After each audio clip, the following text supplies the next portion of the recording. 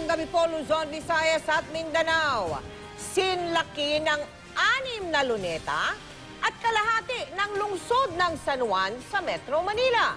Ganyan inilarawan ni dating Makati Vice Mayor Ernesto Mercado ang 350 hektarya umanong Hacienda Binay sa Batangas.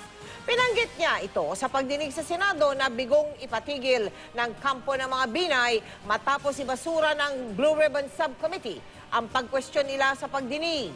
Ang kumpanyang Hillmarks Construction Corporation na siyang kontratista ng Makati Building 2 din ang umano nag-develop sa hacienda. At ang hacienda raw ang ugat kung bakit umano sobra ang presyo ng naturang gusali o yung Building 2 na Makati. Nakatutok si Jamsi Sante. Property yan binubuo ng 350 hectares. Ito ang kuha sa 350 hektaryang Hacienda Binay sa bayan ng Rosario sa Batangas. Ayon kay dating Makati Vice Mayor Ernesto Mercado, pagmamay-ari ni Vice President Jejomar Binay at kanyang pamilya.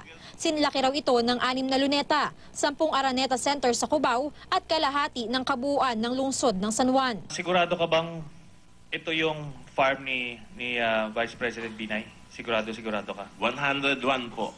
Ang 101% po. Dahil, katulad po ng sinabi ko sa inyo, nag-uumpisa pa lang po kami sa 5 hektarya Parte na po ako niyan. Mga ilang beses ka nagbisita rito? Baka po hindi lang 100 beses. Utusan po nila ako ni Engineer Irasca. Tagapagdala po ako doon ng pansweldo. Tagapagdala po ako doon ng PIDS. Sa pamamagitan ng video presentation, ipinakita ni Mercado ang aerial shot ng tinaguriang Hacienda Binay. May DR ko na babuyan, rancho ng mga imported umanong kabayo, farm ng mga manok na panabong, man-made lagoon, taniman ng mga umano'y imported na orchids na mula pa raw sa iba't ibang bansa, isa umanong mansyon na may swimming pool at isa pang malaking bahay na may malawak na hardin na ginaya pa umano sa kilalang Kew Garden sa London. Noong hong 2007, ayan po. Yan po ang Kew Garden sa London. Na ako ho, pinilit niyang makadalo dyan. Hindi ko naman alam na gusto pala niyang kopyahin. Tingnan ho naman natin doon sa nakaraang slide kung gaano kalaki yung ginawa ni Dr. Binay doon sa kanyang garden, hamak na mas malaki sa London. At yun hong kanyang bahay, hamak na mas malaki din sa ginawang pahingahan ng mga prinsesa at reyna sa bansang Inglaterra.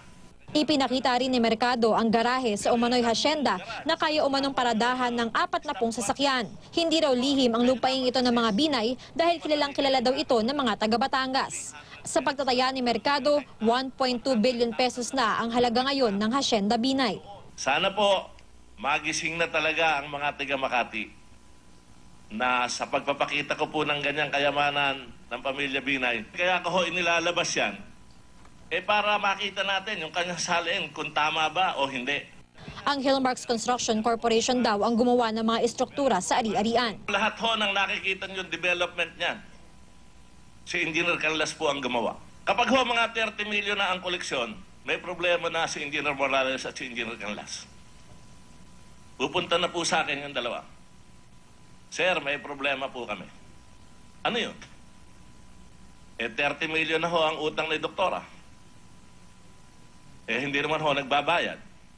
Pero tuloy po ang paggawa. At ang akin pong nababasa, kaya nagkaganon ang sobrang overprice sa bawat building na ginagawa ni Hillmark sa Makati, nauobliga ho na akapin ni Engineer Morales at ni Engineer Canlas na i-add on yung walang tigil na pagpapagawa ni Dr. Binay dyan sa lugar na yan. Bukod sa tinaguriang hacienda, ipinakita rin ni Mercado ang isa pang ari-arian ng mga Binay. Ang 3 tinatawag umanong Tagaytay Mansion na may lawak umanong 5,000 square meters na matatagpuan naman sa Laurel, Batangas. Malabo ho niyang mapatituluhan yan dahil ang tunay na may titulo sa kanya dyan 1,000 square meter lang.